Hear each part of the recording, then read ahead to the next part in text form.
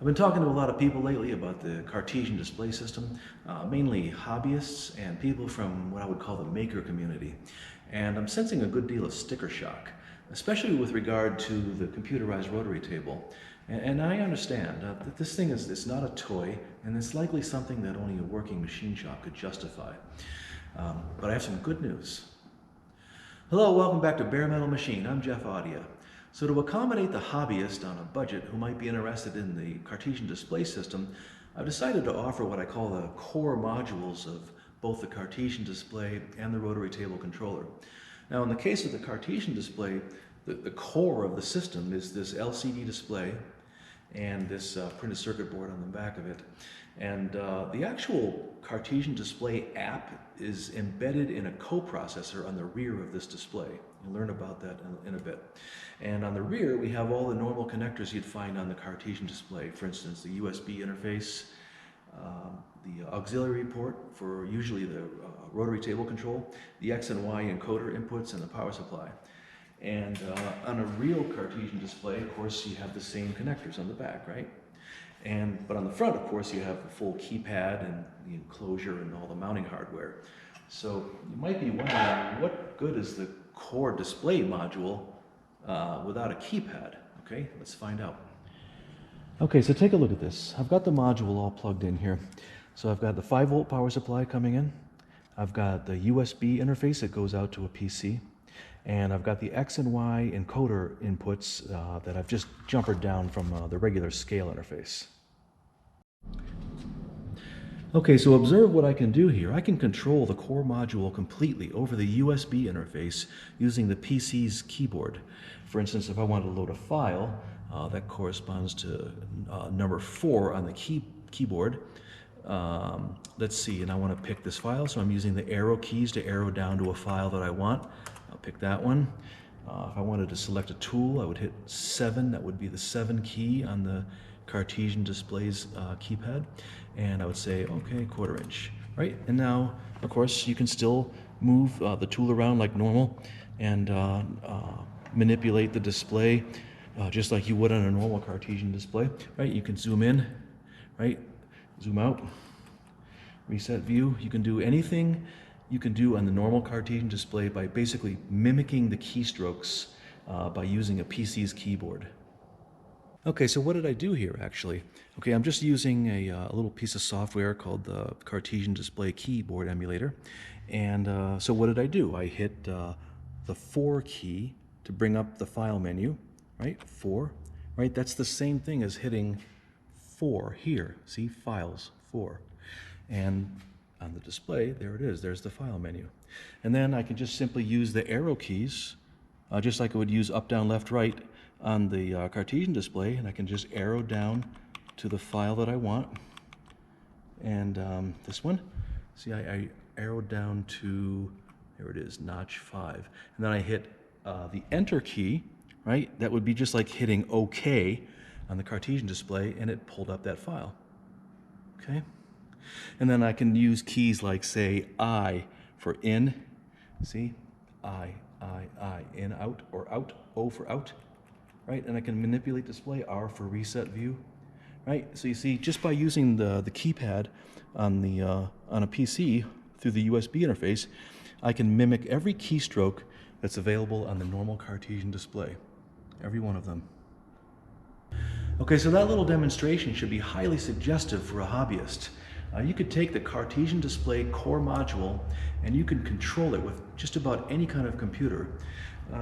I'm thinking that you would use something like a Raspberry Pi platform or some kind of Arduino platform where you could actually make your own little app with a touchscreen display with menus and buttons that could be context sensitive and things like that. The sky's the limit. Or even something as crude as a PC.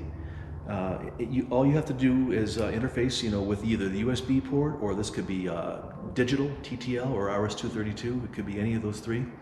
And you can hook this thing up to almost any computer and make your own front panel emulator, right? You don't need the full-blown front panel of the Cartesian display. You can make your own.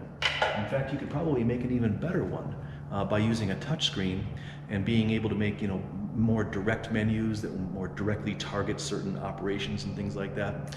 So the sky's the limit, really. And another thing you might consider is using a display like this itself. This display comes from a company in Australia called 4D Systems, and they make a fantastic ecosystem of software tools and displays. And you can make little touchscreen displays and amazing graphical things way beyond what the Cartesian display does. And this version of the Cartesian display is actually based on the 4D Systems product. The app that is the Cartesian display actually is running in a coprocessor inside this module, this display module.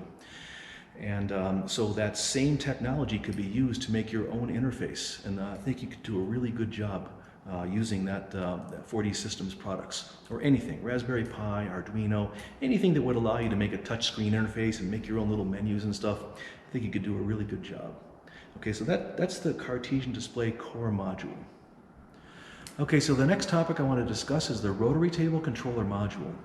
The Rotary Table is comprised of an off-the-shelf rotary table. This is a Phase 2 brand 8-inch rotary table, which a brand I'm quite fond of. A motor adapter and a stepper motor. All right, so the stepper motor, of course, is connected with a cable to a stepper motor controller box. Okay, let's have a look inside here. So what do we have? We have a power supply. This is the power supply that supplies the main motor current. We have a micro-stepping motor driver, and we have the Rotary Table Controller Module. All right, now all of these components are off the shelf, except for the module itself, the controller module, and of course the stepper motor. The stepper motor adapter and the Rotary Table Controller board, these are the only custom components in this whole system. So that means you can go out and buy these components yourself. You can buy the power supply, the micro-stepping drive, and the motor itself from a company called Automation Technologies Incorporated. And I hesitate to name any prices of these things, but you can get these components for a heck of a lot cheaper than you can get them you know, from me selling you a fully built-up system like this. And, you know, this system might not be for everybody. Like, for instance, this is a heavy-duty box, you know, and it's got a nice floor-standing, you know, system here. And it's meant to be in an environment where there's chips and oil and coolant raining down on it all the time like there is here. Well, you may not need that. Maybe you just want to, maybe you don't even have an environment that's that hostile, and you just want to be able to build this thing up yourself, and you can put this thing off to the side and keep it out of harm's way. So, you know, you can build this whole system yourself. The only thing you really need from me is the Rotary Table Controller Module and the motor adapter itself. And everything else you can just go out and buy and save yourself a lot of money. Okay, so in conclusion, the Cartesian Display Core Module is just made up of the LCD display itself and this little printed circuit board on the back of it, which has all the necessary connectors. Okay, now once again, the Cartesian Display app itself is actually manifest in the coprocessor inside this display. Look up 4D Systems. They're an Australian company, and they have a beautiful ecosystem of software tools that you can use to write all kinds of amazing applications for these displays. The Cartesian Display app is actually written in the native language of the coprocessor, so I'm not using any of their development tools. But to make a display that has buttons and other kinds of graphics and, you know, human interface kind of stuff, you want to use their software suite, and it's a really beautiful thing.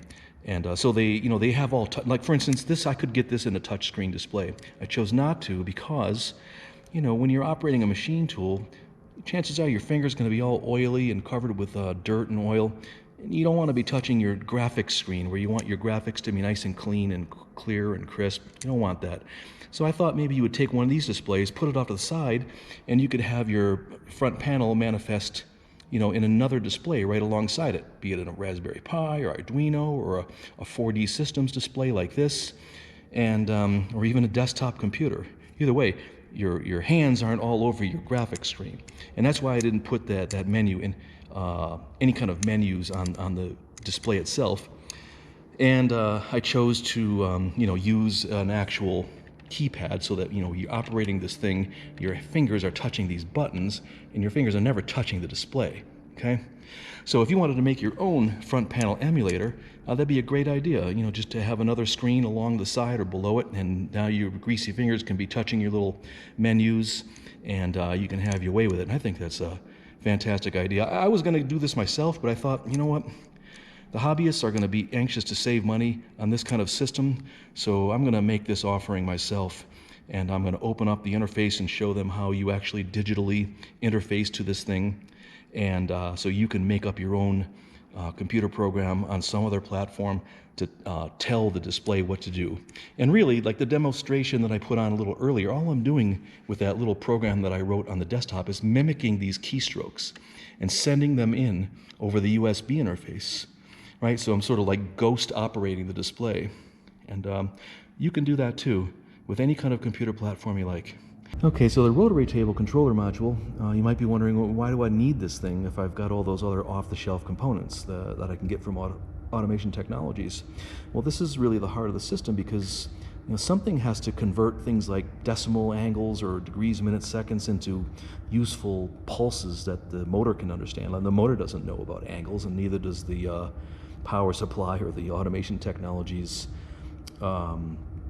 micro-stepping drive. It doesn't know anything like that. So something has to do that conversion, if you will. It also does things like acceleration and deceleration curves, and also backlash control, and also, obviously, it serves as the interface to the outside world. You have the USB port that you could hook up to, say, like a terminal to command the rotary table manually, and the digital interface, which, this is where you would do normal packet-based communications between another computer.